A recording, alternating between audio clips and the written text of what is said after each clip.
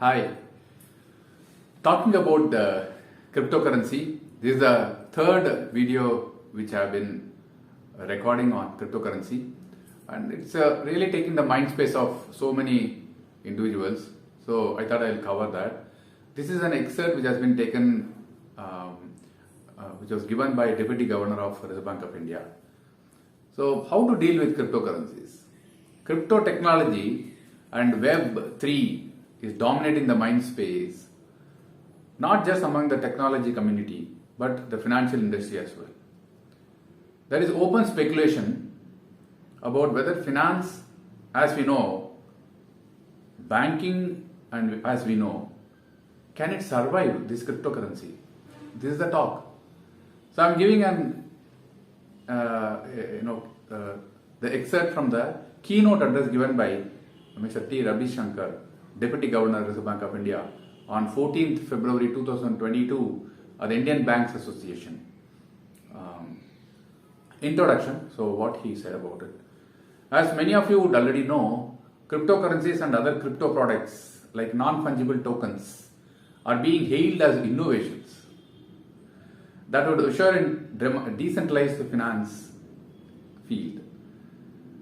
And this is the purpose of blockchain, or more generally the distributed ledger they call it. The technology on which these cryptocurrencies run is to make financial intermediation and therefore banks redundant. What might have escaped the attention of a common man who is actually interested in investing in this is that the cryptos might be more than just a technology. They appear to embody an ideology as well. A Financial Times video characteristics the success of Bitcoin, the first and most popular cryptocurrency, to healthy dissent, base greed, lofty idealism, and sheer fear of missing out. So, people go and invest on that thinking that they may get missed out if they don't invest. So, what is the basis of this cryptocurrency? Let us briefly understand the basis. When a transaction is made using paper currency, all that receiver needs to check is whether the currency is counterfeit or not. If the receiver who authenticates the instrument of payment, this arrangement generally works except for those few instances when the receiver fails to detect the counterfeit currency. In case of digital transactions, the authentication of payment is done by a bank, because almost all electronic transactions are transfer of money from one bank to another bank. This arrangement also works as bank certifies that the sender has adequate balance in his account to cover the transaction. Some people felt that the bank's intermediation is avoidable. There may be various reasons. They might have thought it is not trustworthy, or some would have thought that the cost charged by the bank is excessive, or they are not comfortable with their transactions being traced. So on a blockchain, when a transaction occurs, it is broadcast to all computers on the network, a set of few transactions called a block. They are authenticated by an agreed consensus mechanism, and then the validated transaction block is added to the previous chain of blocks. Every block is linked to the previous block, making double spending difficult, because it would involve changing every subsequent blocks. Collectively, they are called cryptocurrencies, making double spending difficult because it would involve changing every subsequent block. The defining characteristics of cryptocurrencies are: they are decentralized systems where transactions are authenticated by participants themselves by consensus. They are designed to bypass the financial system and all its controls. They cannot be traced or confiscated or frozen by governments. They are anonymous transactions.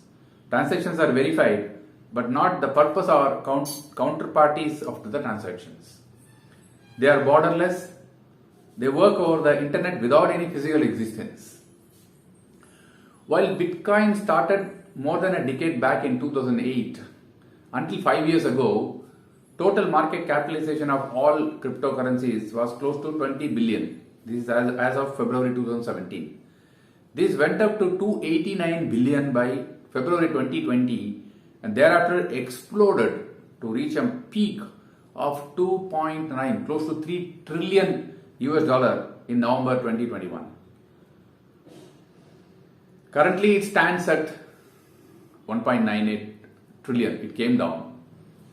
Bitcoin accounts for 42% of the market capitalization. The two top cryptocurrencies account for 61% of it. So what is the critical assessment of cryptocurrencies? How can we look into that? We will now take a deeper look at the exact nature of cryptocurrency and their implications. What precisely is cryptocurrency? What useful economic role does a cryptocurrency play? And what if, or the risk it poses to society and the economy as a whole? So what is cryptocurrency? Precisely cryptocurrency is designated to be a currency, but does it really function like a currency? First, currency always has an issuer, usually a trusted entity like the sovereign. Even the gold is used as currency. Gold coins had to be issued by sovereign entity. Secondly, historically, a currency has always been either a commodity with intrinsic value or a debt instrument. Cryptocurrencies do not conform to this understanding of a currency as they do not have an issuer. Currency needs trust. Not everything that can be trusted is currency. So even if technology, as in blockchain, provides the trust of cryptocurrencies, they can at best perform the role of a currency within the private and closed environment of the cryptocurrency. They do not and should not automatically become a currency for the larger society. Some countries tend to treat cryptocurrencies as a financial asset. Cryptocurrencies are neither any person's liability nor do they have any underlying cash flows. They are not financial assets by definition. There is also an effort to treat cryptocurrencies as a commodity. But commodities are tangible and have utility. Cryptocurrencies have neither of these two. So if cryptocurrencies are neither a currency in the usual sense of the term, nor financial asset, what are they then? The proponents have improvised to call them as digital assets. Even that is doubtful as cryptocurrencies do not have any underlying issue. Underlying use like, for instance, car hiring softwares or a core banking systems. That basically leads to the conclusion that it is an electronic code with no practical use. Enough hype is being done on this, seemingly on the hope that someone else would buy it at a higher price in future. As a store value, cryptocurrencies like Bitcoin have given impressive returns so far, but so did the tulips in 17th century in Netherlands.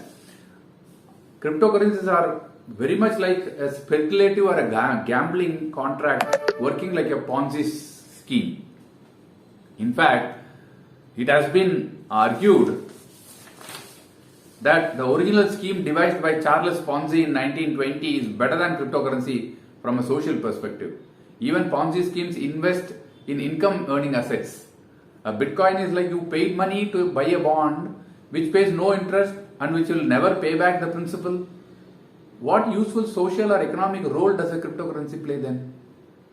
If cryptocurrencies are actually intended to revolutionize finance, we need to understand what precise role they play in finance. An equity share enables a business to mobilize risk capital.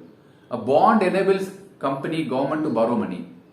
A mutual fund enables retail investors to diversify their portfolio. Derivatives enables users to minimize their risk and so on. What is the role of cryptocurrency then? Since it claims to be a currency, does it perform the functions of a currency? The answer is that volatility of many cryptocurrencies precludes them as an efficient medium of exchange. That's all. Besides, there is no ground to believe that people place the same trust in them as they do in the legal tender currencies. Are cryptocurrencies useful as a store of value? Can we store it? We have seen cryptocurrencies are none of these. Notwithstanding their current variations, if a threshold number of people decide to opt out, the entire value can collapse to nothing. For all the hype that revolutionary innovation, the innovation, if at all, is of all the distributed ledger which, contrary to the claims of proponents, can flourish even if cryptocurrencies themselves are banned across the world. What are the risks that pose to society because of this? The fundamental risk of cryptocurrencies are two. They are intended to be private currencies and are structured to evade government control. So there is no KYC AML on this. In fact, the private currencies are currencies like products of the economy, it looks like. Cryptocurrencies is that bypass established intermediation and control arrangements and ensure integrity of financial transactions such as know your customer, anti-money laundering and combating of financial terrorism.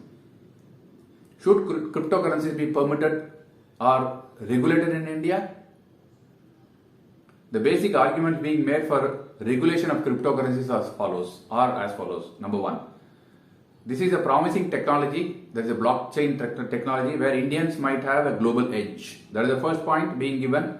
Second point being given is most major countries are not banning this cryptocurrency but are considering some kind of regulation. Number three, many Indians have already invested in cryptocurrency and banning it may lead to wealth loss to them. Number four, banning in any case is unlikely to be effective because its very nature that cryptocurrencies can be acquired and traded in anonymous manner. So, cryptocurrency is native to blockchain. An argument often advanced against banning cryptocurrencies is that advanced economies, which is called AEs, are not restoring to such bans. While replicating the practices followed by advanced economies is often acceptable route to transformation and for reforms. As far as cryptocurrencies are concerned, it has to be noted that India is not similarly placed as advanced economies. Almost all cryptocurrencies, if you observe, are priced in dollars. Wider adoption would actually result in wider use of these currencies. So, cryptocurrencies are not a threat to convertible currencies as they are to the rupee, which is not an international currency. Following the example of advanced economies, in the matter of cryptocurrencies would effectively amount to working against the interest of the national currency. You will be working for the US dollar, not for Indian rupee. Most cryptocurrencies are owned by businesses of advanced economies that play in dollars. Therefore, adoption of cryptocurrency would add to the growth of dollar and their development and not to the Indian rupee. Another argument often placed that so many Indians have already invested in the cryptocurrency and banning cryptocurrency would lead to loss of wealth for them. There are three reasons such arguments do not appear justified. First reason, banning in India does not mean investors would lose money because they can be provided with a reasonable exit. Number two, persons who have invested in these instruments are fully aware of the risks involved. Number three, there is no data to justify how many investors have invested in these instruments and what is the amount of investment. Interestingly, 13% of all Bitcoin sits in the hands of just over 100 investors. That means they are called the crypto whales. So that is prone to manipulation, isn't it? So one might as well argue that drug trafficking is rampant phenomenon despite a ban. And therefore drug trafficking should be legalized. It is something like that. Such exercise should reinforce the need for a ban rather than invalidate it. Cryptocurrencies are not currencies, are not financial assets, are not even digital assets. It is not possible to regulate something that one cannot define. So what is the conclusion he has given? We have seen that cryptocurrency technology is underpinned by philosophy to evade government controls. So better keep yourself away from investing in cryptocurrencies. It is not safe to invest. There is no underlying asset on that and it's just going on the manipulation purpose. Thank you very much for patiently watching. Bye.